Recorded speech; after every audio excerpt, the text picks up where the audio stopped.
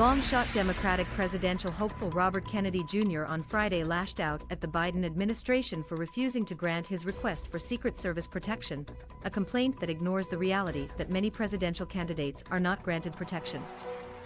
Since the assassination of my father in 1968, candidates for president are provided Secret Service protection. But not me, Kennedy wrote on Twitter. Kennedy's complaint comes with added personal resonance as the assassination of his father. New York Senator Robert F.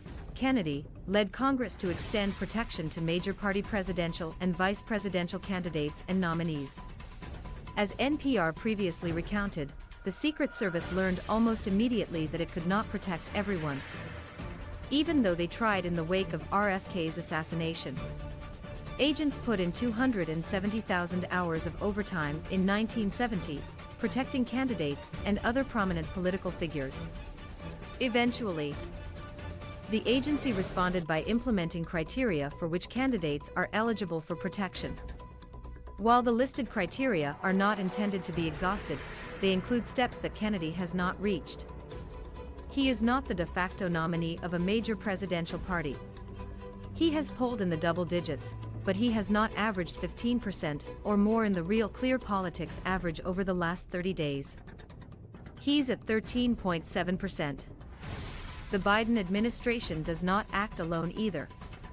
Homeland Security Secretary Alejandro Mayorkas works with an advisory committee composed of top congressional leaders, such as Speaker Kevin McCarthy and Senate Minority Leader Mitch McConnell. A DHS spokesperson did not immediately respond to a request for comment. It's also very early in the primary calendar to request protection. When Dr. Ben Carson and then candidate Donald Trump made their request in 2015, it wasn't until the fall. Their requests were quickly signed off on. While presidential protection is what the agency is known for, the Secret Service is also responsible for helping provide security for major national events such as the Super Bowl. Agents also secure foreign dignitaries during the United Nations General Assembly. There simply are not enough agents to go around. As BuzzFeed pointed out in 2016, agents also had to wait months to receive their overtime pay due to a federal pay cap. Not all campaigns welcome Secret Service protection either.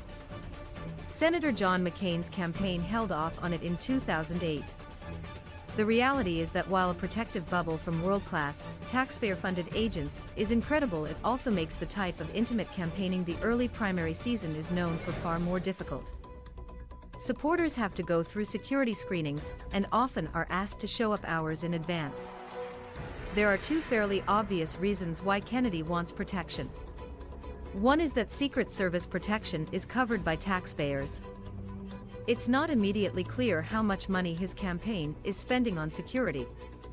His campaign did not specifically indicate any security costs in its most recent FEC report. Secondly, the presence of Secret Service agents gives any hopeful the aura of being the leader of the free world. Kennedy has lashed out at those who remind him of his past statements where he bear-hugged conspiracies, urged parents not to vaccinate their kids, and flirted with anti-Semitism. The opportunity to be surrounded by agents would grant him a stamp of legitimacy, as he demands to be taken seriously by his fellow Democrats.